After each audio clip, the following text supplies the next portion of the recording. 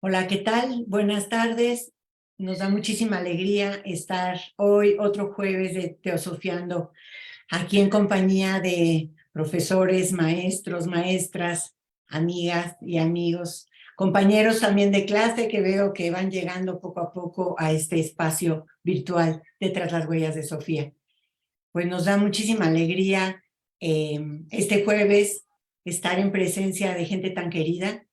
Y en esta presentación del libro, que el mismo título ha causado muchísima curiosidad para muchas personas que no conocen el tema o que conocen poco este tema, y es la presentación del libro Dios Queer, esta presentación le hemos llamado En torno a Dios Queer, el poliamor y otras indecencias teológicas de Marcela Altur-Reid.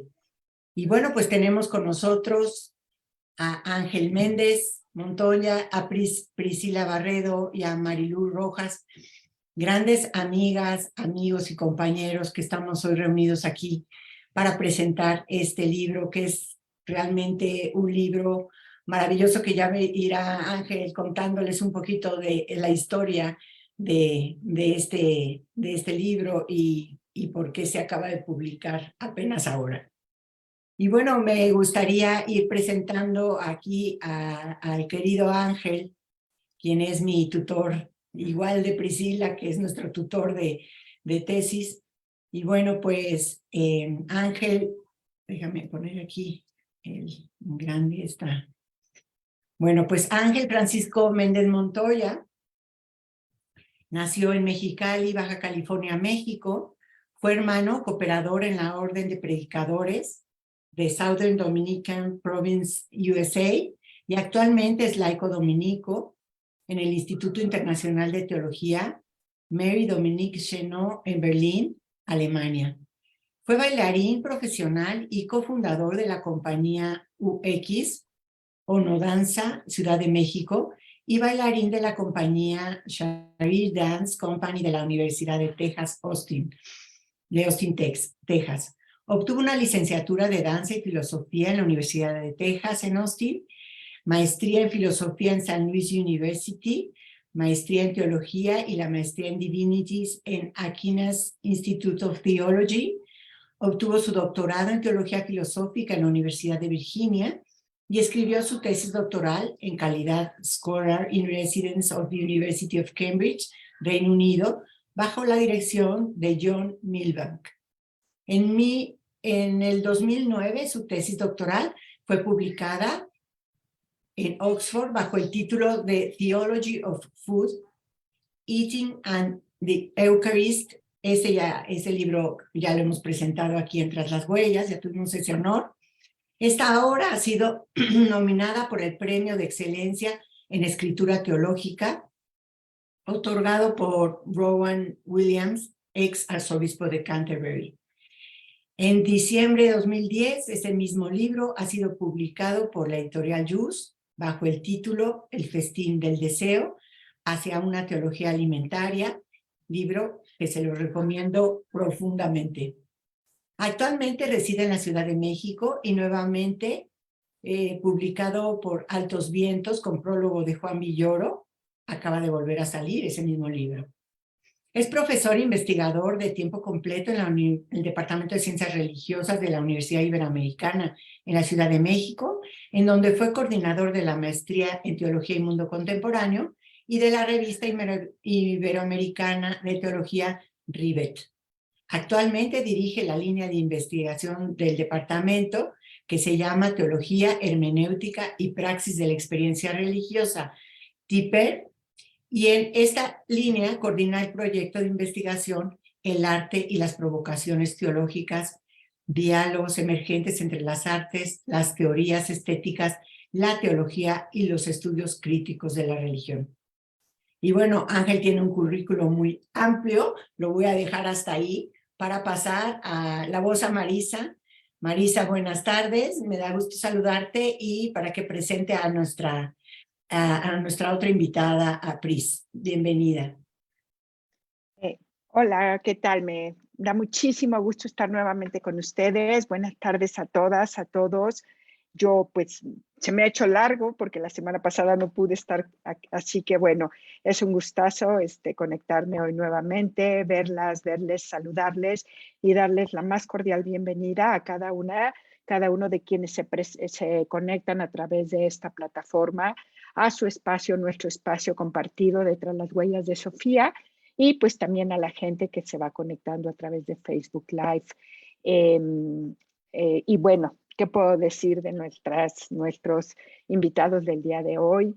Pues eso, queridos y admirados amigos, amigas, maestras, es un gusto nuevamente verles, que ya han estado los tres en su espacio también. Y sin más, habíamos quedado, Andrea, perdona, tengo abierto el currículum de Marilú.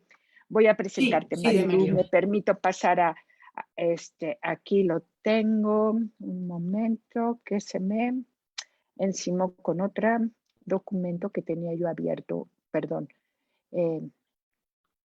Hoy. Ya, listo, perdón. Bueno, nuestra querida Marilú Rojas Salazar es doctora en Teología Sistemática por la Universidad Católica de Lovaina, Bélgica. Es teóloga feminista y profesora de asignatura en el doctorado de Estudios Críticos de Género de la Universidad Iberoamericana de la Ciudad de México y de la maestría en Teología y Mundo Contemporáneo del Departamento de Ciencias Religiosas, pues de la misma universidad. Es profesora de la maestría en Estudios Críticos de Género y Teología en la Comunidad Teológica de México. Pertenece a TEIFEM, que es Teólogas e Investigadoras de México, Feministas de México. Directora de la revista Sofías, que es una revista de reflexión interdisciplinar de teología feminista también aquí en México. Miembro fundadora de la Academia de Teología en México, de la UPM, y ha sido miembro de la DARE, por sus siglas en español, en inglés, perdón, que es Discernment and Radical Engagement, que pertenece al Council for World Mission. Pertenece también a la red TEPALI, que es una red latinoamericana enorme de teólogas, pastoras y lideresas cristianas. Es integrante de la línea de investigación de Teología Hermenéutica y Praxis de la experiencia religiosa del Departamento de Ciencias Religiosas y profesora invitada de la Universidad La Salle. Ha realizado estancias de investigación postdoctoral en los Países Bajos, en la Universidad Libre de Ámsterdam y en la Universidad PUC de Brasil. Tiene muchísimas publicaciones, leeré también, citaré algunas brevemente.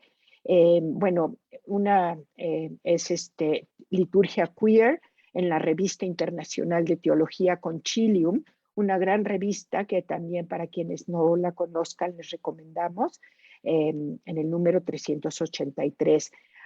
Un título muy sugerente, muy interesante, que es una edición en portugués, sobre María Magdalena, la mujer delante de la tumba. Otro título en español, La pertinencia de la teología ecofeminista y su incidencia política en el feminicidio y el ecocidio actual. La teología del cuerpo de las mujeres como categoría político-religiosa. También sobre la pandemia, un escrito muy interesante que es la pandemia como una epifanía de la violencia hacia las mujeres, en la revista Iberoamericana de Teología, en el volumen 17. Descolonizando la culpa desde el feminismo, el mesianismo de los cuerpos, y pues cantidad de otras pues publicaciones que tiene Marilú, y mucho más que podríamos decir de su persona, pero también pues lo dejamos aquí, Marilú, y bienvenida, y te cedo la palabra, Andrea, para que nos hagas favor ahora sí de presentar a Pris. Sí, me da mucho gusto, Pris, estar junto a ti en este espacio.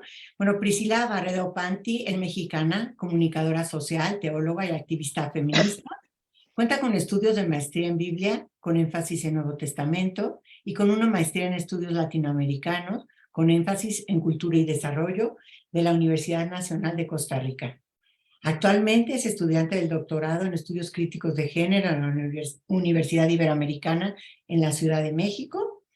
Ha desarrollado su profesión y vocación con un enfoque transdisciplinar en gobierno, organizaciones no gubernamentales, movimientos sociales, instituciones educativas y teológicas en México, Costa Rica y Perú principalmente. De la misma manera, ha abonado a esta tarea su activa participación en proyectos y eventos realizados en países de América Latina, el Caribe y Asia.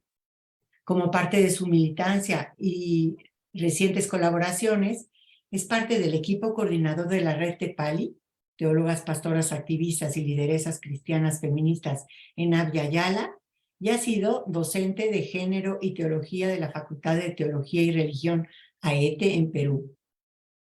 Cooperante de la organización suiza Comundo e integrante del colectivo de teólogas feministas de Perú, COTEFEP. Además, recientemente ha integrado el Comité Directivo Continental de la Fraternidad Teológica Latinoamericana, donde también ha fungido como secretaria regional para Mesoamérica y el Caribe. Sus áreas de interés e investigación son género, feminismo, comunicación, teología e incidencia pública. Pues bien, habiendo ya leído los currículums, me da mucha alegría darle la palabra a Ángel Méndez. Adelante, Ángel, aquí tienes tu espacio. Bienvenido. Muchas gracias, Andrea. Muchas gracias, Marisa. Muchas gracias a mis compañeras y colegas y amigas y hermanas que tanto quiero.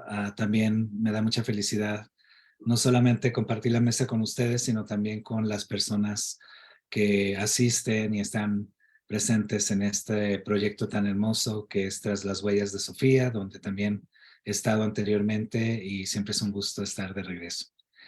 Y ahora pues se alegra mucho mi corazón por el tema que nos reúne el día de hoy.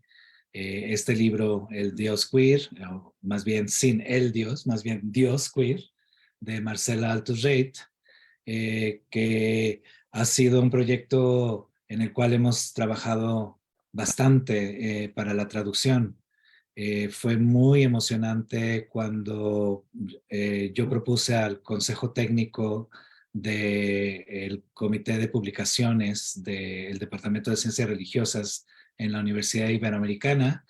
Cuando yo era coordinador, propuse que hiciéramos una serie de traducciones de textos que están en otros idiomas, principalmente en inglés, en alemán, en francés, en portugués, para traducirlos al español y obras teológicas relevantes para el mundo contemporáneo y que no han sido traducidas. Entonces propuse como primer libro para la traducción este libro de Marcela Altus-Reit, Dios Queer. Y bueno, tuve que defender la razón por la cual publicar un libro pues tan provocativo. Este libro se lo publicó Marcela Altus-Reit en el 2003. Entonces son 20 años que han pasado desde su publicación original en inglés y no se había traducido al español. Ya se había traducido en portugués, por ejemplo, en Brasil, pero no se había traducido al español, siendo el español su lengua natal, dado que Marcela Altus-Reit fue argentina. Nació en 1952 y murió desafortunadamente de cáncer en el 2009. Entonces, sí, era algo importante hacer, era una cuestión de justicia de poderlo traducir al español, siendo un libro tan importante, de tanto impacto a nivel internacional, sobre todo en el mundo de habla inglesa. Entonces, ya se había traducido un libro anterior, también de alto impacto internacional, Teología Indecente, perversiones teológicas en el sexo, el género y la política, que también fue de alto impacto. Eso se publicó en el 2000 y fue traducido creo que en el 2019 al español, donde apareció la publicación. Entonces sí era muy importante hacer esta traducción porque ya son 20 años justo desde que fue traducido, fue publicado originalmente en inglés. Y bueno, afortunadamente el comité aceptó la publicación y entonces se llevó al proceso, todo el proceso de la traducción. La traducción es impecable realmente por el traductor que ha trabajado bastante ahora con nosotros en el Departamento de Ciencias Religiosas, Leslie Pasco Chalk, una persona muy dedicada a la traducción. Él me dijo que él quería traducir el libro, que no podía permitir que nadie más lo tradujera. Y a mí me dio mucho gusto porque a mí me asignaron la tarea de ser el revisor científico, hacer la revisión científica del texto. Entonces también fue muy íntimo este trabajo con un texto en inglés, con algunos términos a veces difíciles de traducir, con algunos tecnicismos también teológicos, filosóficos, literarios. Marcel Althusser, y específicamente en este texto, le gusta hacer una metodología, por decirlo así, intertextual, donde trae textos de literatura, de filosofía, de las artes, de mitos prehispánicos, teología, filosofía, o sea, es realmente un entretejido de textos, lo cual requiere también un alto conocimiento técnico de muchas de estas terminologías y categorías en estas diferentes disciplinas. Y también, bueno, a veces estábamos durante el proceso de la traducción con el debate de cómo traducir queer, por ejemplo, ¿no? No existe una traducción que pueda abarcar todo el contexto de lo que significa lo queer. Lo queer, como sabemos, es una palabra en inglés que significa raro, extraño, extravagante, torcido, fuera de lo normal, excéntrico, etcétera, pero que después se usó como un término de humillación y de insulto y de marginación a las personas no heterosexuales dentro de la población LGBTI y más. Entonces, es un término de insulto, de humillación y marginación. Pero luego, durante los años 70 especialmente, con toda la revolución sexual y particularmente en los años 80 con la pandemia del VIH-Sida, eh, había muchas personas dentro de las poblaciones LGBTI que estaban muriendo en todas partes y en Estados Unidos era una crisis terrible porque no había atención a estas personas por discriminación, por homofobia, por instituciones donde incluso las iglesias participaban de esta discriminación.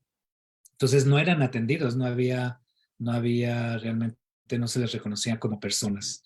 Entonces salen a las calles a protestar, a marchar en las calles para gritar, we are here and we are queer, get used to it. Estamos aquí y somos queer, acostúmbrense a eso. Entonces ahí empieza una resignificación de lo queer. Aquello que era que un insulto ahora se convierte en un símbolo de dignidad, en una palabra de orgullo y de agenciamiento, de exigir los derechos humanos, los derechos por la salud, los derechos por una vida más vivible. Entonces, ese fue realmente el inicio del movimiento queer que nace en las calles y que después, para los años 80 y 90 especialmente, entra dentro de la academia bajo la tutela de varios académicos, entre ellos la más representativa, Judith Butler, que pues se convirtió en una de las pioneras de la teoría queer desde un punto de vista de teoría crítica, de teorías del lenguaje, de los discursos, de cómo los discursos se materializan en nuestros cuerpos y pueden crear heridas también, ¿no? Y cómo también podemos tener la capacidad de resignificación de todas estas heridas, que es una forma de empezar a sanar también colectivamente todas estas heridas.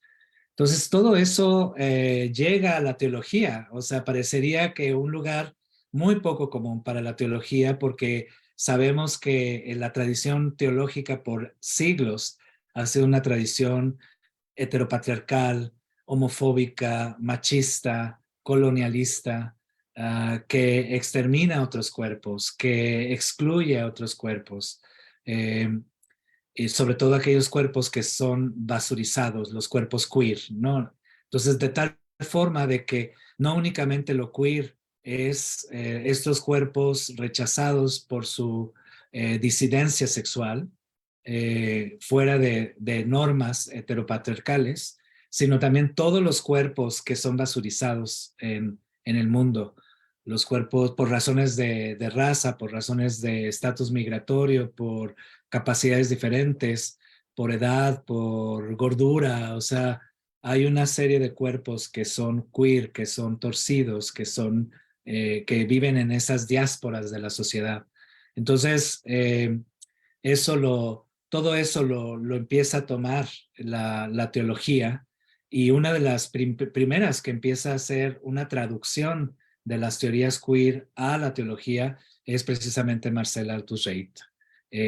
Muy brevemente, porque ya me he tomado mucho tiempo, nada más quisiera decir que Marcela Althusreit nació en 1952, como ya lo mencioné, en Argentina, y vivió en barrios muy pobres, y ella misma era una disidente sexual. En los años 70, cuando ya es joven, entra en un mundo en Argentina donde es una política totalmente, un gobierno totalmente dictatorial y militarizado. Entonces había muchas revueltas en ese tiempo, muchos movimientos revolucionarios que estaban en contra del sistema dictatorial, y entre ellos, dentro de la teología, hubo todo un movimiento que empezó a nacer desde Latinoamérica con la teología de liberación, desde Latinoamérica, justo para responder a esta situación de dictatorial, militarizada, de un terror hacia los ciudadanos, hacia las personas, y sobre todo a las personas más vulnerables, las personas pobres, las personas sin ningún agenciamiento. Entonces, Marcela vivió todo ese tiempo, pero también la efervescencia y la emergencia y la generación de una nueva forma de pensar teológicamente desde la teología de liberación, desde los marginados, hacer una lectura de la salvación de Dios, que es una liberación total, integral de toda la persona humana. Y por tanto requiere una transición, una transfiguración, una transformación de los sistemas políticos, sobre todo tan represivos como ese tiempo. Entonces Marcela se enamora de esta teología y empieza a estudiar en Buenos Aires, bajo la tutela de diferentes teólogos de la liberación. Pero muy pronto ella se dio cuenta, siendo disidente sexual, que no, que el tema de la sexualidad y del género no era un tema que trataban y que eran muy abiertos estos teólogos de la liberación. Una, porque ella criticaba muchísimo que la teología de liberación era predominantemente masculina. O sea, la mayor parte de los pioneros de la teología de liberación son hombres y clérigos, y el tema de la sexualidad era un tema prohibido todavía, ¿no? En ese tiempo.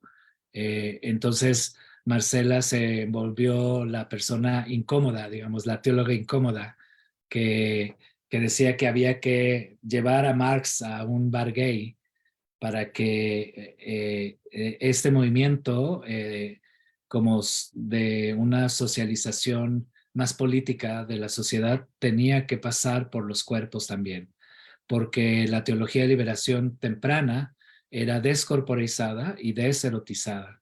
Entonces ella quiere regresar al eros, que es el punto radical realmente para una liberación que sea totalmente integral.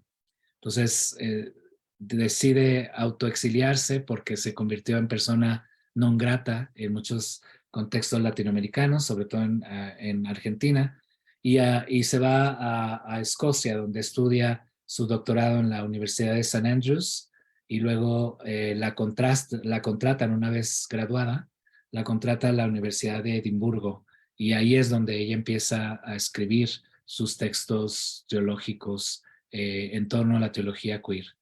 Y desde un principio fue un gran impacto, fue muy provocadora, sacudió muchísimo a la academia y ahorita vamos a hablar más sobre esos temas, seguramente.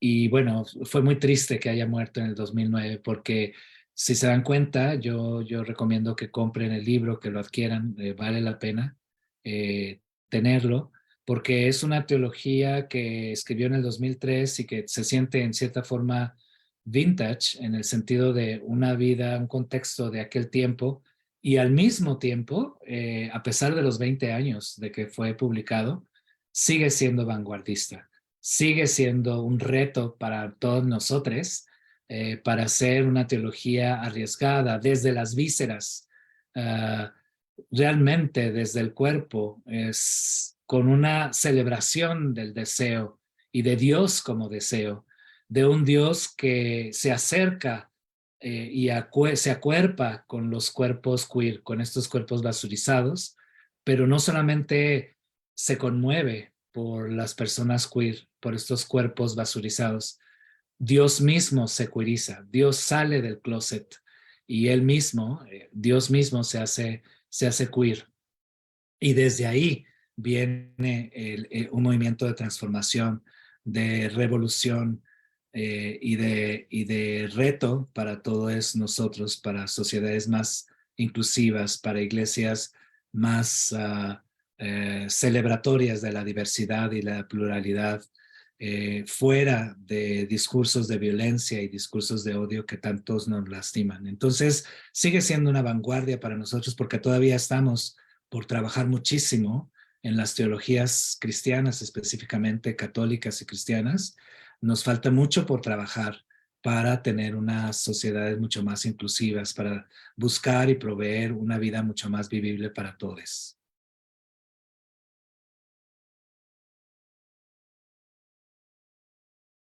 Muchas gracias, Ángel, por tu palabra, por inquietarnos con esa introducción que nos das del libro.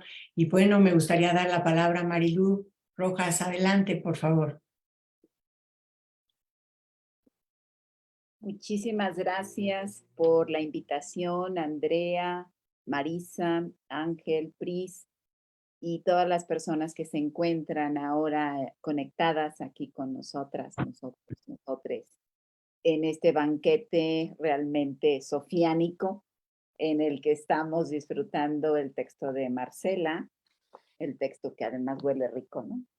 Porque las que somos de la otra generación nos encantan los textos así, impresos, ¿verdad? Y olerlos y tocarlos y tener el placer de degustarlos y ponerles notas y rayarlos y entonces generar una promiscuidad teológica en palabras de Marcela, ¿no? Así que muchísimas gracias, María Andrea y Marisa, a través las huellas de Sofía. Y también felicitar, ¿por qué no?, al doctor Ángel Méndez por arriesgarse en esta aventura de traducir un texto tan importante para estos tiempos tan revueltos. Y tiempos demasiado fundamentalistas donde la palabra sexualidad, la palabra erotismo, la palabra placer, deseo, ¿verdad? Son palabras casi prohibidas para estos tiempos, sobre todo en nuestra América Latina tan herida por los fundamentalismos religiosos y políticos. Entonces me parece que es un atrevimiento teológico el poder hacer esta traducción, colocarla como las prioridades de reflexión teológica en una universidad propiamente jesuita, que lo ha publicado la Ibero, ¿verdad? Bueno, y también quiero decir que los estudios queer y el texto de Marcela Altus Rey se enmarca justamente en lo que ya decía el doctor Ángel Méndez, en los estudios postcoloniales, pero mi mirada también va hacia los estudios descoloniales del cuerpo, el deseo y la sexualidad. Entonces, Marcela no solamente critica a los teólogos de la liberación, sino también critica al feminismo de los años 60, de los años 70, que se quedó en una teología muy binaria de género, ¿no? En una teología donde las diversidades sexogenéricas no fueron retomadas, no fueron tomadas en cuenta, no hubo una incorporación de estas diversidades sexuales de mujeres, de personas trans, en fin, no hubo esta reflexión en la teología. Aunque las teólogas latinoamericanas, la mayoría, pues sí colocaron los derechos de las mujeres, pues no se ampliaron a las diversidades sexuales. Y me parece que esta es una nota muy clara en el texto de Marcela. Y ella nos exhorta también a un ayornamiento. Estoy utilizando una palabra que se usó mucho en el Vaticano II para hablar justamente de la capacidad de responder a la época moderna y las demandas tecnocientíficas que la Iglesia Católica, voy a hablar desde este espacio, quería responder a la modernidad. Pero se olvidó de una teología desde y con el cuerpo. Y entonces el ayornamiento solamente fue para una modernidad y que después aquí también en América Latina y el Caribe se quiso dar respuesta a eso con la teología de la liberación, pero se dejó de lado justamente la sexualidad del cuerpo, el erotismo y el deseo. Y el texto usa las metáforas sexuales para abordar temas tan complejos como son las categorías teológicas, empezando por el concepto Dios queer, ¿no? Que hace una exposición indecente de Dios como un extraño sexual de la heterosexualidad y como ese otro o esa otredad.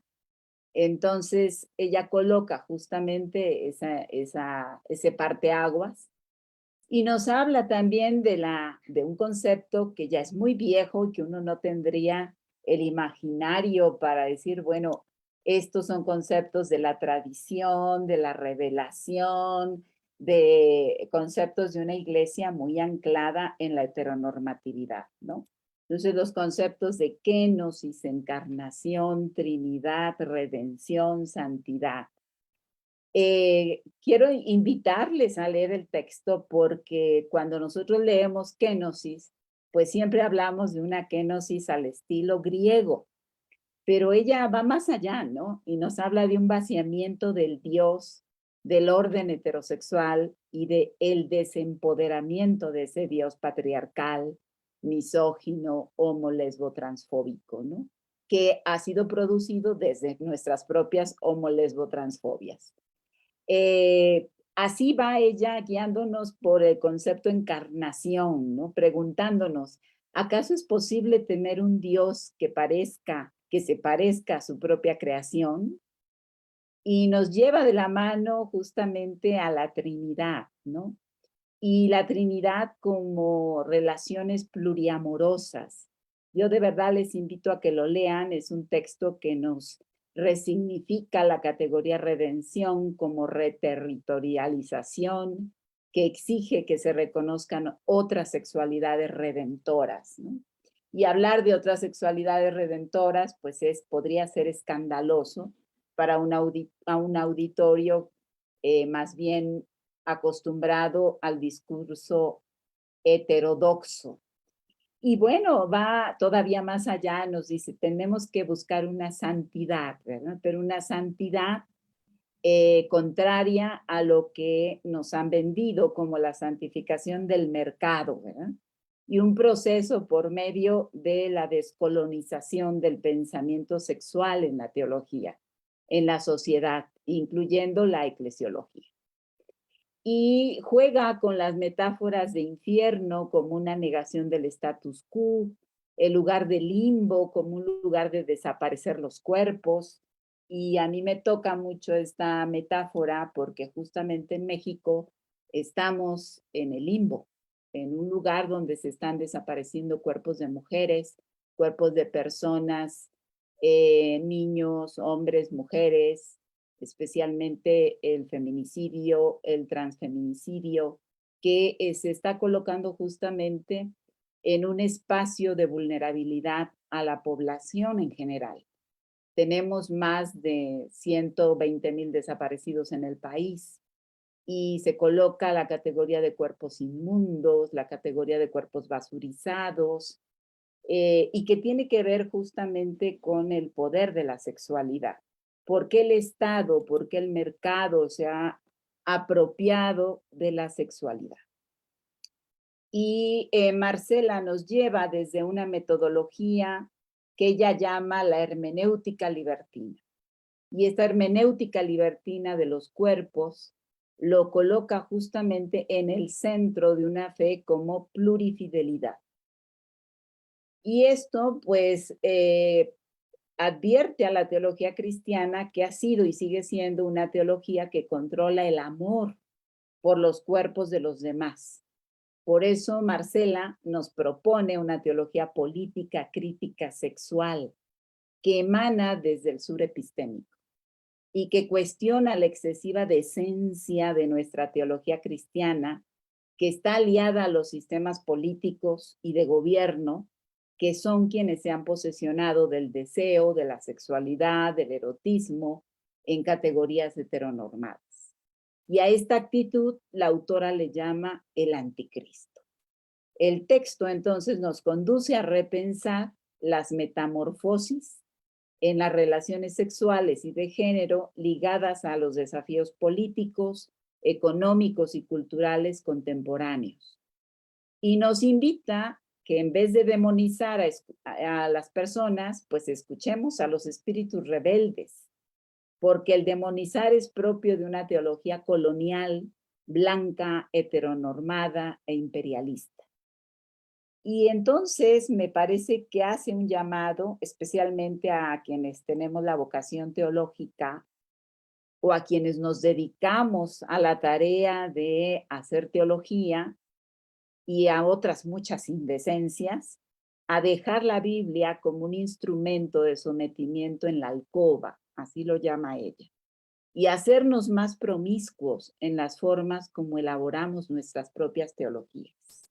Es una invitación que no podemos dejar de lado en el texto y reconocer que el cristianismo o los cristianismos hemos tenido un gran error.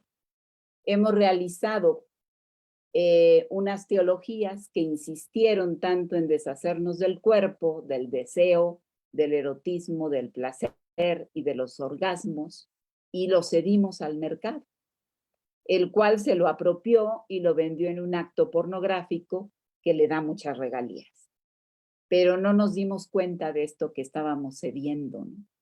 Que todo ello era ceder el poder como una potencialidad espiritual, mística, subversiva y antisistémica.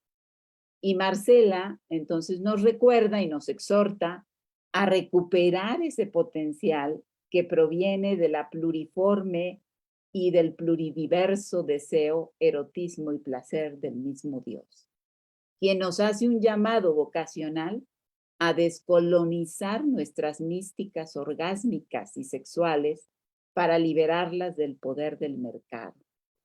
Tenemos que liberar a la sexualidad, al erotismo y al deseo de este poder del mercado colonial, global, capitalista, neoliberal. Muchas gracias.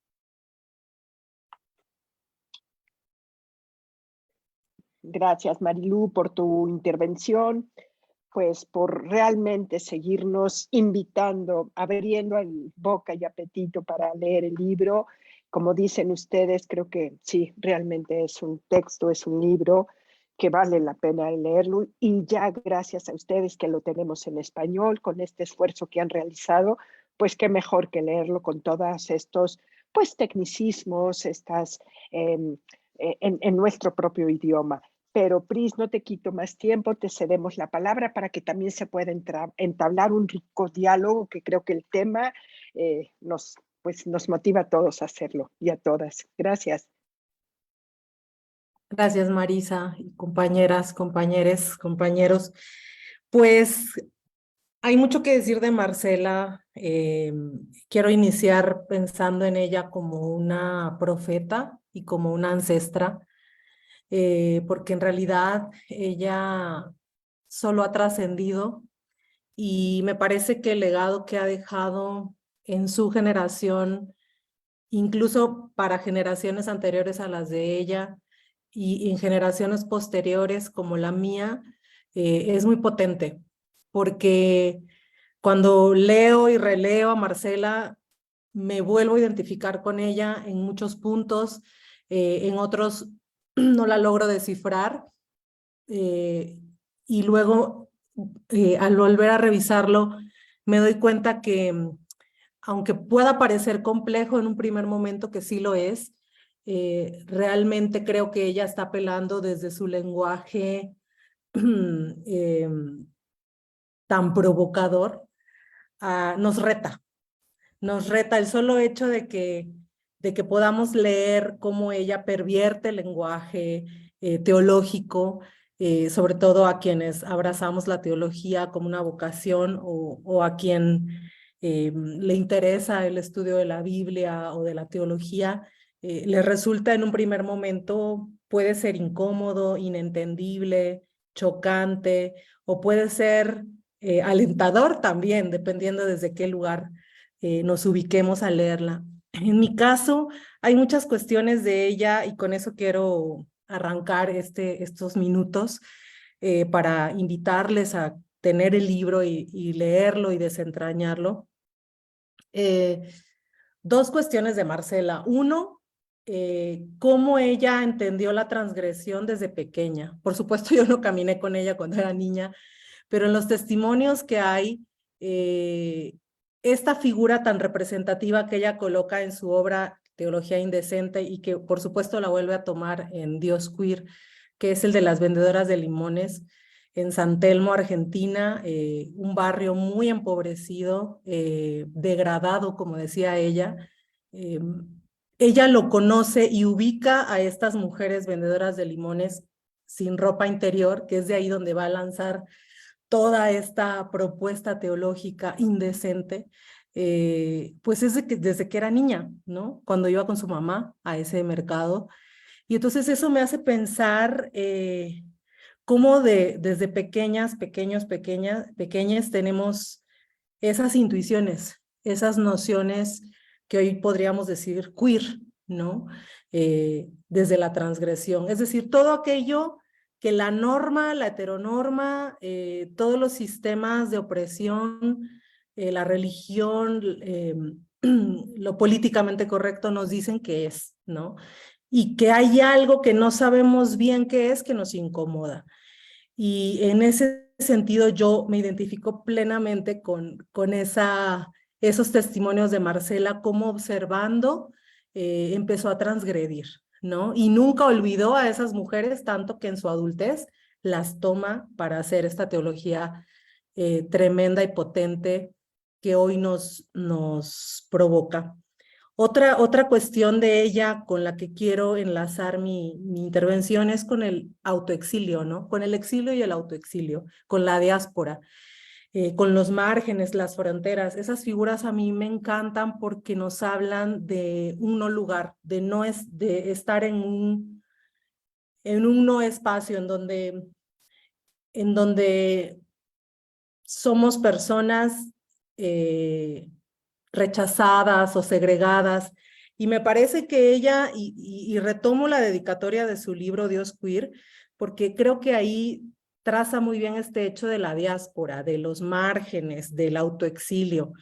Como ya Ángel comentó, ella tuvo que salir de Argentina para poder hacer la teología que hoy estamos bebiendo.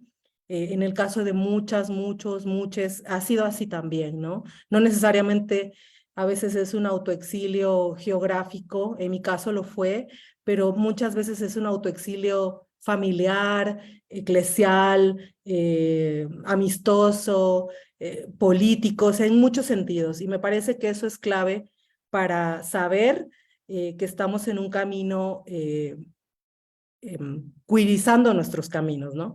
Y ella dice que este libro lo dedica a sus amigos y amores y a todos aquellos que en la vida andan como yo, dice Marcela, sueltos y sin vacunar. Eso me encantó, ¿no? Como los perros en la calle, sueltos y sin vacunar, buscando a Dios en medio de amores, amoríos y tantas soledades.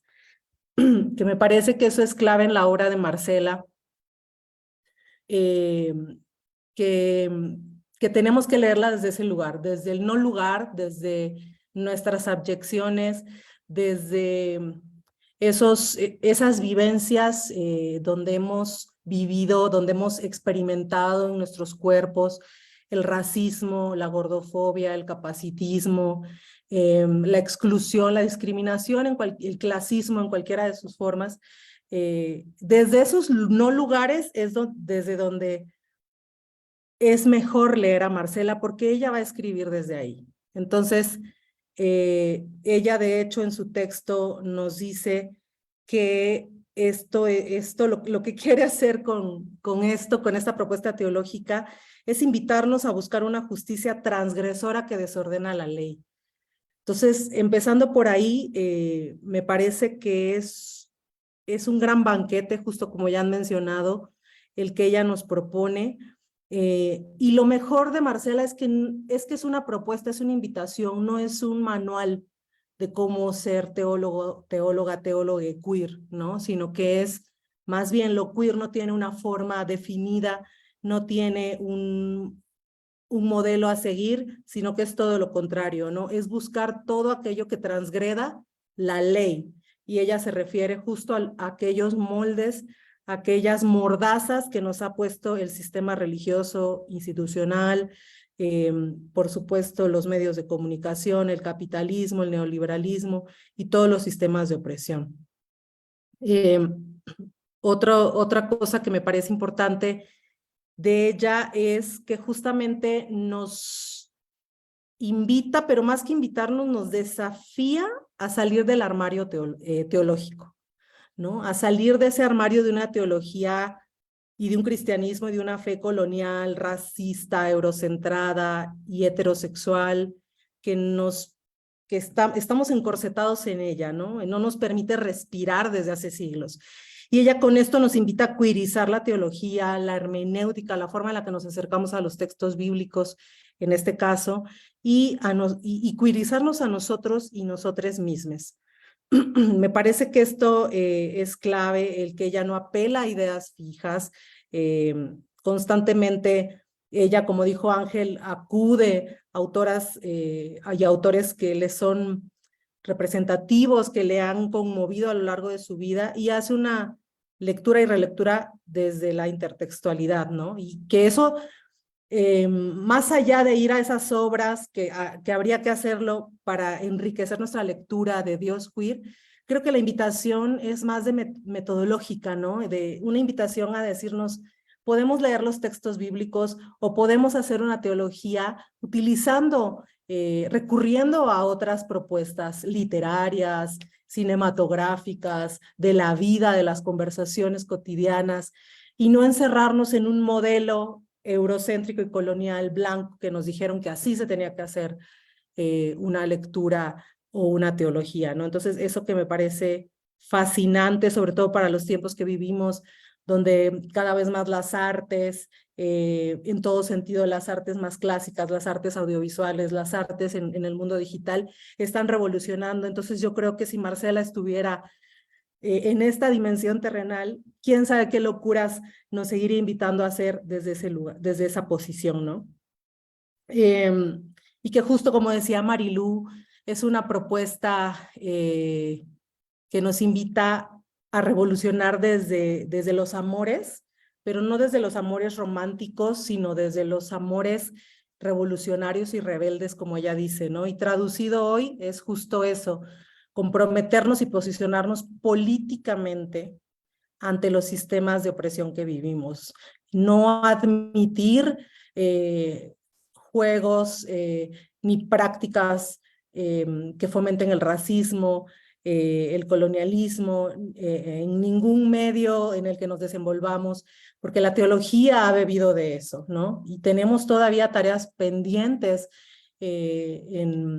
con muchas poblaciones y sectores, con la niñez, con las poblaciones con discapacidad u otras capacidades, con otras corporalidades. Entonces me parece que eso es clave. Y que justamente para mí y para muchas compañeras que lo hemos comentado como teólogas feministas, Marcela nos desafía tremendamente, ya Marilú lo decía, ¿no? Esa crítica que ella hacía en esa época ella iba tan evolucionada, tan adelantada a su tiempo, y que por supuesto que al final todo coexiste, no damos nada por perdido, pero que esta posición de ella de hacer esta crítica al esencialismo, al binarismo de género, que me parece tan clave hoy ante sistemas de discriminación, de transfobia, de homo, lesbo, bifobia, de todo lo que hemos estado hablando en situaciones de exclusión. Ella nos invita a mirar desde otro lugar, ¿no? Desde el no lugar y desde los multisitios, ¿no? Yo lo traigo ahora en un lenguaje digital, desde los multisitios, las interconexiones que podamos hacer, ¿no? Entonces, yo estoy muy contenta con esta traducción. Ya se ha mencionado esta incidencia tan fuerte que Ángel hizo y que me parece muy importante para quienes hablamos español, que fue la lengua natal de Marcela, y que, bueno, podría decir tantas más cosas de lo que ella trae en el libro, pero no quiero spoilerear. Creo que es importante que lo vayan a leer. Pero eso, creo que es un lenguaje potente, vigente, vintage y vigente para tantos grupos, sectores religiosos, no religiosos, conectados con teología o no, con las artes, con la literatura, con lo político, para generaciones diversas, que me parece clave. Porque realmente creo que quienes estamos o hemos estado en sitios de abyección y nos consideramos en algún modo abyectos y abyectas y abyectes, podemos decir que Dios queer y la obra de Marcela no se circunscribe, aunque lo destaca de una forma muy clave, a orientación sexual o identidad de género de las disidencias, que eso es tremendamente potente, sino que va más allá. Entonces, podríamos sentirnos invitadas quienes estamos transitando también entre diferentes caminos y pensamientos y que estamos rompiendo la norma de alguna u otra manera, ¿no? Entonces, que eso me parece muy, muy importante y que lo lean y que lo sientan, sobre todo, atravesado en su propio cuerpo. Gracias. Wow, qué interesante, la verdad. Así como dice una amiga y compañera de Perú, Lilian Vega Ortiz, dice: enhorabuena por el abordaje de este desafiador tema. Muero por devorar el libro. Los saludo desde Guatemala. Y bueno, pues a mí me gustaría continuar con esta conversación porque la verdad es tan interesante escucharlos. Yo también ya empecé a leer el libro. Me detengo muy seguido porque necesito, como dice Pris, o sea, como un momento de impas para pensarlo, repensarlo, imaginar desde dónde lo está ella abordando y demás. Pero a mí me gustaría, Ángel, volver contigo para preguntarte, como dice el título de nuestro webinar, dice: en torno a Dios queer, el poliamor y otras indecencias teológicas, de Marcela Altusrey. A mí me gustaría que fuéramos al poliamor, Ángel. Si pudieras tú platicarnos acerca de esto, explicarlo a quien no sepa a dónde va esta palabra. Un poquito háblanos sobre este tema. Sí, es uno de los temas principales y la propuesta más fuerte, yo creo, teológica de Marcela Altusrey, porque como se ha dicho, ella maneja diferentes textualidades y hace una teología interdisciplinar, transdisciplinar. Pero aquí en el tema del poliamor se va directamente a una teología de Dios, o sea, se va directamente a la teología, ¿no? El estudio de Dios, y lo hace desde este punto de vista disidente, de este punto de vista totalmente emancipatorio. Y ahí nos presenta una nueva forma de entender al Dios comunidad, a Dios trino. Uno es que no es, por supuesto, el Dios solitario, masculinizado, blanco, heteropatriarcal, sino es un Dios plural en la diversidad. Un Dios que abraza la otredad dentro de su propia divinidad. Entonces es muy interesante porque Dios es un dinamismo de amor comunitario. La esencia de Dios, la sustancia, la naturaleza de Dios es este amor que se comparte y que dinamiza la vida trinitaria eternamente, ¿no? Entonces, Dios es como esta danza de amor, y es poliamor porque precisamente porque hay otredad dentro de Dios.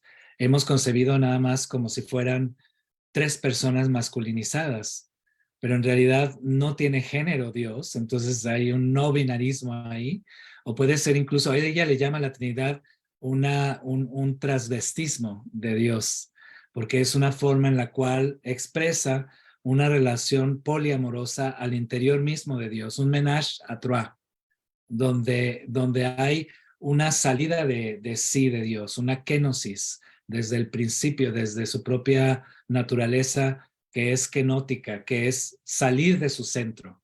Hay una dislocación, una desterritorialización, por decirlo así, de Dios al salir de sí para ir hacia el otro y entregar su amor hacia la otredad y recibir la otredad, ese amor, y compartirlo con un tercero, ¿no? Hace toda una teología trinitaria basada en el tema del deseo, de que Dios es deseo de otredad, salida de sí, excentricidad, fuera de centro, excéntrico, fuera del centro, se disloca para salir de sí y entregarse al otro y recibir ese amor y planificarlo agapeicamente, en planificación con este tercero. Entonces, este dinamismo de interpenetración trinitaria es totalmente erótico y a la vez que agapeico. Es totalmente el Dios que ama a todos y ama a todo. Y esto se vuelve todavía más excéntrico en el acto de la creación. ¿Qué necesidad tenía Dios, si en esta planificación que tiene erótica y agapeica, de tener algo más, ¿no? Como la creación? Entonces, ahí hay otra salida de sí, es un desbordamiento de ese amor de Dios, de este deseo de expresar su amor hacia el otro, hacia la otredad. Y la creación, entonces, es una expresión de ese eros y ágape de Dios. Todo lo creado es amado, deseado por Dios. Y por eso, si nosotros deseamos también intimar con Dios, es porque Dios nos desea primero, porque Dios es un Dios que ama a toda la creación y a todas las personas. Especialmente lo vemos en el movimiento de su revelación y su momento más drástico, más radical de este eros y ágape en la encarnación. O sea, que se hace carne. Tanto es el amor, tanto es el deseo, tanta es la pasión, que se convierte en uno de nosotros y sobre todo se hace vulnerable en la carne misma, ¿no? Que ha sido tan rechazada por la tradición teológica y el cuerpo también, ¿no? Que ha sido tan castigado por la tradición teológica. Aquí Dios cuiriza nuestras violencias y nuestras faltas de amor y negación del cuerpo, lo cuiriza a través de su propia hacerse carne, historizarse, humanizarse con todos nosotros. Entonces, ahí expresa ese amor que es totalmente plural y ama la diversidad y sobre todo ama a aquellos cuerpos que son más excluidos. Entonces, ahí está la clave, yo creo que de su propuesta y el reto a deconstruir nuestras propias teologías que han sido tan descorporizadas, tan deserotizadas, teologías de la violencia y de la imposición, de reglas, de axiomas, de dogmas que muchas veces nos alejan totalmente de la experiencia de Dios. Este poliamor es una forma de hacer teología desde las vísceras, y de las vísceras al corazón y del corazón al intelecto, y las tres así interactuando.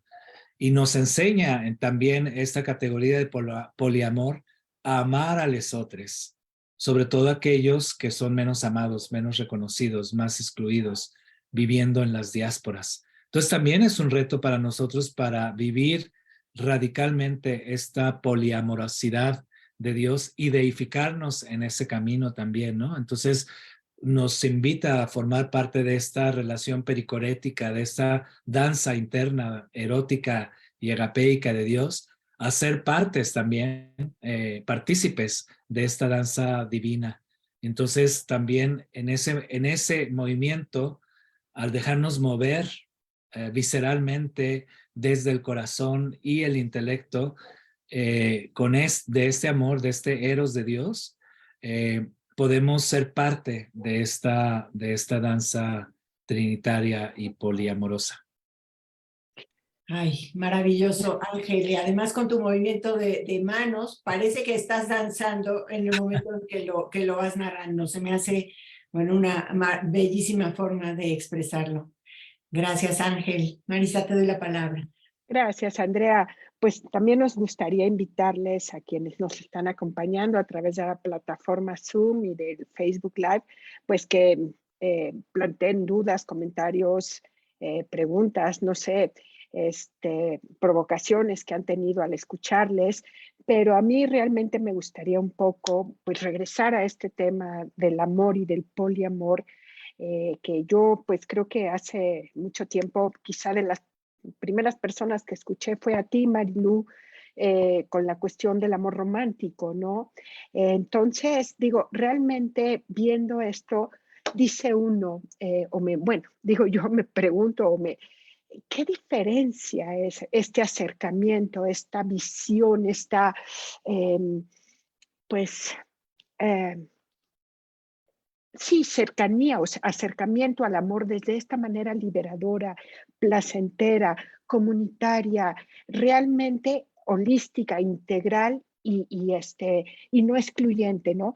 Porque las religiones y los seres humanos hemos hecho de este amor romántico una ridiculización, una banalización, lo hemos limitado, constreñido en una cosa que es excluyente, que no ve por la otredad, o sea, y eso bueno, el cristianismo y los católicos, las católicas, nos decimos universales, ¿no? Que es lo que significa la palabra católico, católica. Entonces, realmente es cuestionante y es hermoso poder ver este acercamiento y esta manera de diversidad, de inclusión, que parecería pues no solo atrevida, sino en algunos círculos sería falta de respeto y de llamar así la atención,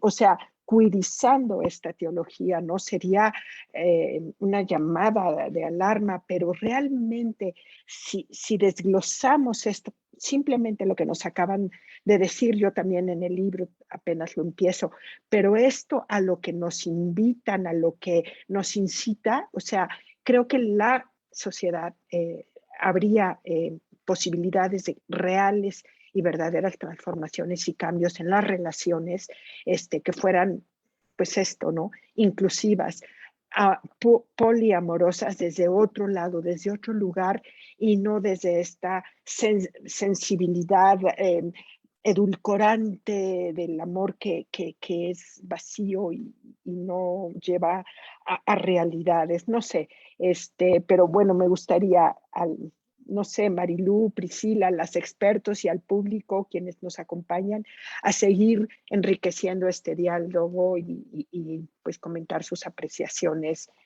sobre todo lo que nos han dicho. Gracias. Muchas gracias, Marisa, por tu pregunta o por tu comentario. Lo que sí es cierto es que somos una sociedad muy hipócrita, ¿no?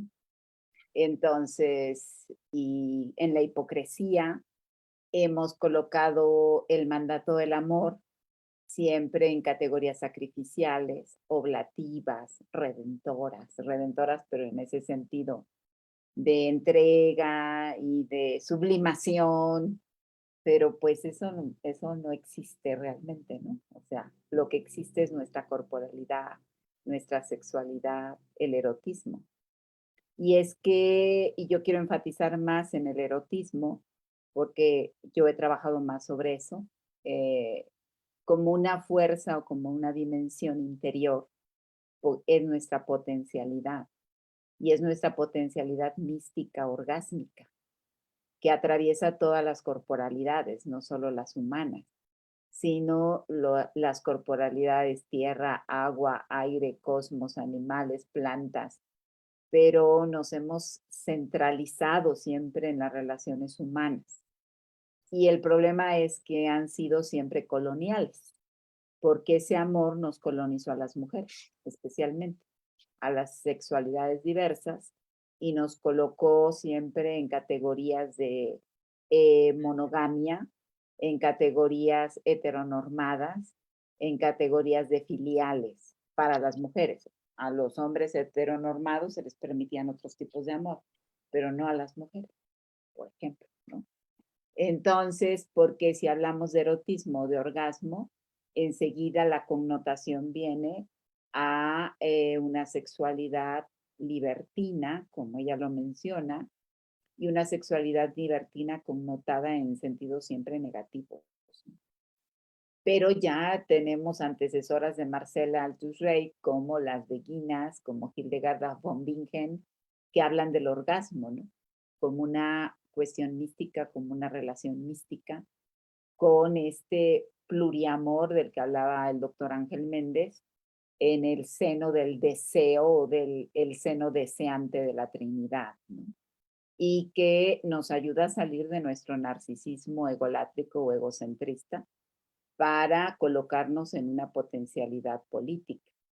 Y es que es muy peligroso que politicemos el amor y que politicemos la sexualidad, porque lo que yo decía al final de mi presentación es justamente eso, ¿no? Como las religiones lo censuraron, entonces se lo apropió el mercado. Y como la sexogenitalidad, el erotismo, el deseo, el placer, el orgasmo, fueron categorías satanizadas o demonizadas, pues claro, la dejamos en manos entonces del espacio político y del poder económico. Y esto, ante esto hay mucho enojo, ¿no? Los fundamentalismos religiosos y políticos están muy enojados con recuperar, con que las personas, con que recuperemos esta potencialidad erótica, deseante y sexual desde un talante político, porque es poder. Y el poder está en manos de los colonizadores. El poder está en manos de los neocolonizadores, en manos justamente del Estado, del mercado, de los empresarios. Y entonces, si nos damos cuenta, todas las censuras que vienen a la sexogenitalidad, al deseo y al erotismo y al placer, vienen justamente por eso, ¿no? Porque nos es negado el apropiarnos de este poder que atraviesa nuestros cuerpos, nuestras corporalidades abyectas, nuestras corporalidades diaspóricas, y no solamente porque es un derecho, sino porque implica una economía, implica pensamiento, implica subversión, implica ir contra sistema. Es un poder antisistémico que subvierte justamente este modelo estándar o establecido. Y es que hablar del amor en categorías paulinas, como es servicial, todo lo soporta, todo lo espera y nunca se va a acabar, pues eso es muy, muy confortante para ciertas religiones, ¿no? Porque se sigue manteniendo el poder sexual, el poder político, el poder de nuestras corporalidades en manos de dos bases, que son la religión y el Estado, ¿no? Porque nos siguen considerando menores de edad, incapaces de tener este poder en nuestras manos. Por eso están censurados. Y me parece que necesitamos repolitizar el amor. Bueno, no sé si respondí a lo que tú preguntabas, pero... Gracias, Marilú. Gracias. O sea, aclaras, complementas y bueno, exactamente, lo dices de una manera mucho más precisa de lo que yo lo hice, pero te agradezco mucho. Y bueno, Pris, no sé si tú tengas algo que decir al respecto también para... ahora sí que te damos la oportunidad o... Gracias, Marisa. Pues sí, fíjate que estaba pensando en conexión con lo que comenta Marilú, cómo esta trampa y creencia del amor romántico, que es enteramente patriarcal y mercantilista, está presente en diferentes formas voy a usar la palabra en un sentido negativo, pero no siempre lo es, tradicionales de mirar nuestra relación con Dios, ¿no? El amor el amor romántico que es patriarcal es binario, ¿verdad? Es heteronormado, es cerrado, es monógamo, pero es de propiedad, ¿no? Está cimentado en ese sentido de posesión y de propiedad y de jerarquía, y no solo de una jerarquía afectiva, sino económica, social, cultural, religiosa, en donde ya sabemos cómo se han utilizado conceptos como cabeza para designar una jerarquía que, por más bonita que la quieran pintar, de responsabilidad y protección del hombre hacia la mujer, es una jerarquía. Y me parece que Dios queer, por supuesto, subvierte toda esa idea, toda esa creencia de formas de relacionamiento, ¿no? No solo de parejas o triejas o poliamor, sino cualquier tipo de relacionamiento, ¿no? Entonces, que me parece clave, sobre todo conectándolo con lo que decía Marilú, en tiempos donde los fundamentalismos religiosos y los neoconservadurismos emergen de una forma vertiginosa y global, es clave colocar textos, pensamientos y sentires como los de Marcela, porque en Dios Queer y en sus otras obras, porque van a quebrar justamente esos paradigmas, ¿no? De relacionamiento en cualquier sentido, empezando por este concepto viciado que han viciado estos grupos como familia, ¿no? O formas de convivencia. Entonces, que siento que con Dios Queer y que con esta propuesta potente que es teológica, pero que a la vez es vivida en nuestros cuerpos, en nuestros afectos, ella nos invita a buscar relacionamientos poliafectivos, transicionales, ¿no? Donde justamente ella con su aporte, entre muchos otros, de una teología bisexual, nos propone no ponernos de un lado o de otro, ¿no? O sea, ella va a quebrar el binarismo y en ese sentido pues va a quebrar todos los binarismos y por supuesto se va a romper esta idea de una forma de relacionarte con una pareja, seas persona heterosexual o no, ¿verdad? Porque sabemos que incluso en las disidencias sexogenéricas se reproducen formas de relacionamiento heteropatriarcal, ¿no? No somos inmunes a ello. Entonces, por eso ella nos habla de tener en ese caso, una heterosexualidad crítica, ¿verdad? Y también salirnos de esos caminos y de esos armarios. Entonces, creo que es importante porque se nos ha inculcado una lectura bíblica desde ese lugar, ¿no? Hay un montón de ejemplos que sobre todo a las mujeres nos han lastimado y nos han impedido avanzar, donde vemos siempre la figura de la esposa, la iglesia es la esposa de Dios, Cristo es la cabeza de la iglesia y asimismo el hombre es cabeza de la mujer. O sea, una serie de enseñanzas y dogmas cimentados en esta idea patriarcal, heteropatriarcal, que justo como tú mencionabas, Marisa, hoy llamamos esta creencia del amor romántico, que es justamente eso, ¿no? Entonces, nada, siento que Marcela nos invita a revolucionar, a ser rebeldes en ese sentido, a buscar otras formas de relacionamiento, de convivencialidad y de avanzar con ese amor revolucionario que es misericordioso, que es solidario, que es compasivo, que camina junto al otro, a la otra, al otro, que ha sido el más vulnerado, ¿no? U otros sectores. Entonces, creo que ese es el amor que estamos buscando, ese es el amor que podemos ver en muchos textos bíblicos y en otros textos, y creo que eso es clave para desmontar estas ideas binarias, heteropatriarcales del mundo que vivimos hoy, donde los neoconservadurismos están de avanzada.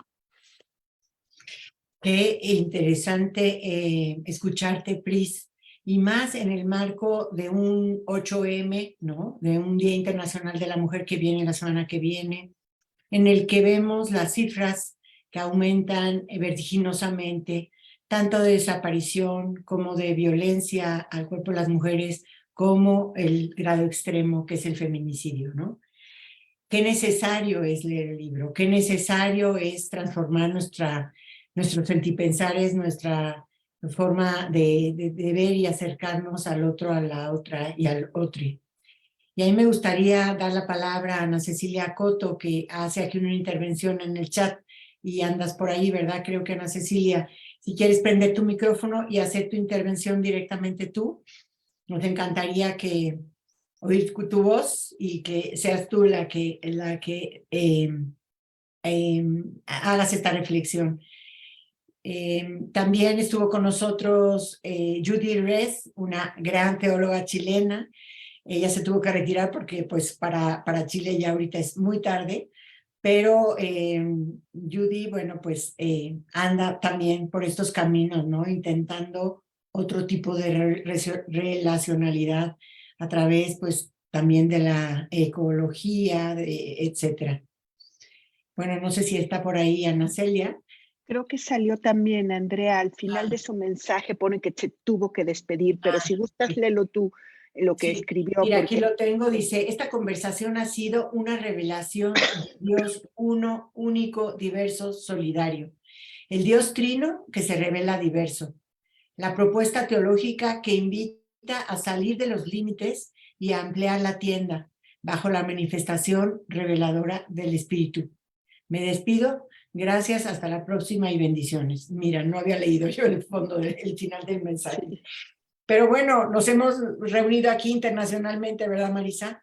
De muchísimos países, está desde Chile, Veracruz, El Salvador, Nicaragua, Guatemala, Cuernavaca, Puerto Rico y Ciudad de México. Y estamos aquí felices de aprovechar estos momentos para abrir nuestros límites, como dice aquí la frase de Ana Celia, ¿no? Abrirnos a otra posibilidad de amar y de encuentro. Es urgente en México, pero es urgente en Latinoamérica también. Y te doy la palabra, Marisa. Gracias.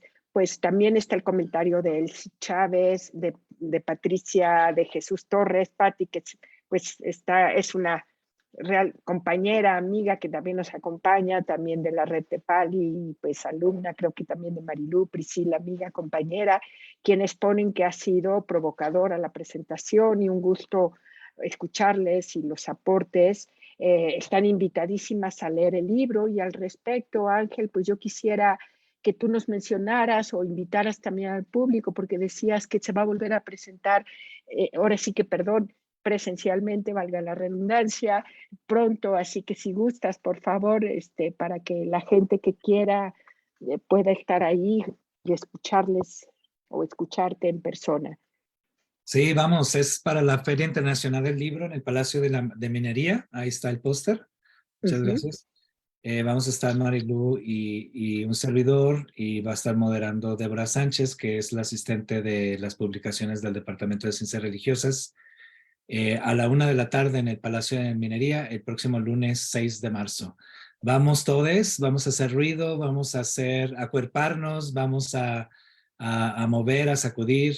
Creo que es muy importante la presencia física de cuerpos que se acuerpan y que desde el cuerpo también podemos nosotros hacer resistencias, pero también celebraciones, también unas propuestas y crear espacios para vivir sabroso, que creo que también es algo que Marcela Altusrey aprobaría muchísimo, la necesidad de deleite. Entonces vayan, por favor, todos están invitados y traigan mucha gente. Vamos a atiborrar la sala de rectoría, que es muy hermosa, y lleven mucha gente para que pues se vea que hay movimiento y que los cuerpos sí importan. Claro que sí. Mira, aquí está Celia.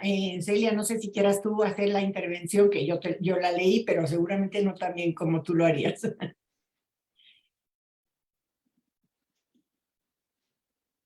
Ay, no sé si... Su micrófono, sí.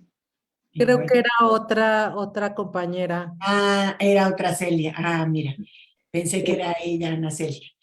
Bueno, pues creo que ya por Facebook no tenemos ningún comentario, ¿verdad? Más que felicitarlas. Desde Exacto. Guatemala te digo que hay varias personas que están ahí. Y luego siempre precisa y contundente Marilú, muchas gracias. También te dice Guadalupe Pérez.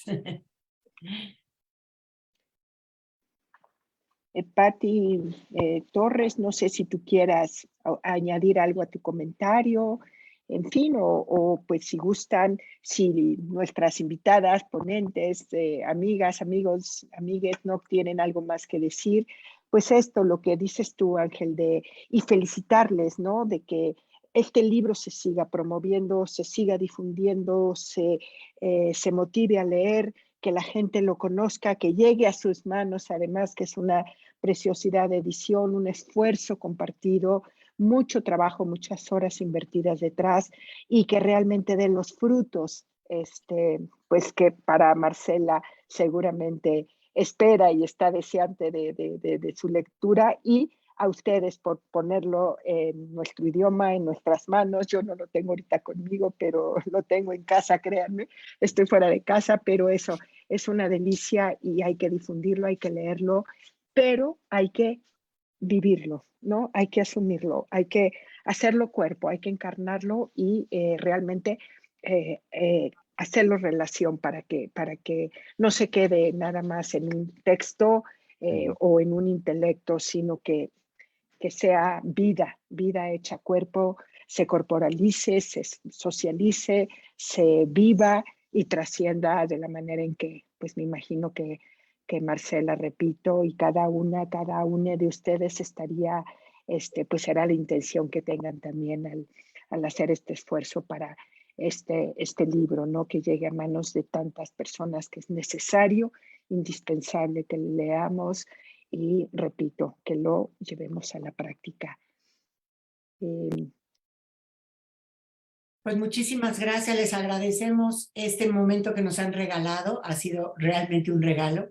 A la gente que se ha sumado a través de Facebook Live, a las personas que participaron de este Zoom, que estuvieron aquí, y a toda la gente que lo va a seguir viendo a través de nuestro canal de YouTube.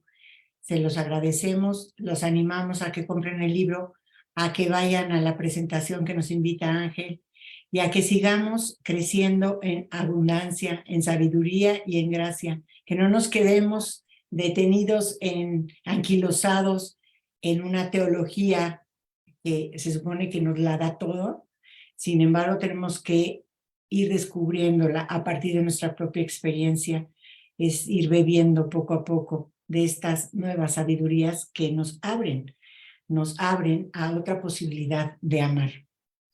Pues Ángel, muchísimas gracias. Marilú, Gracias. un abrazo enorme. Pris, Marisa. Gracias. Todos los que nos invitaron, participaron de este webinar. Muchísimas gracias. Muchísimas gracias, que tengan buena semana y les esperamos el jueves entrante. Gracias a cada uno por estar aquí. Un abrazo. Abrazo. Bye, bye. Bye.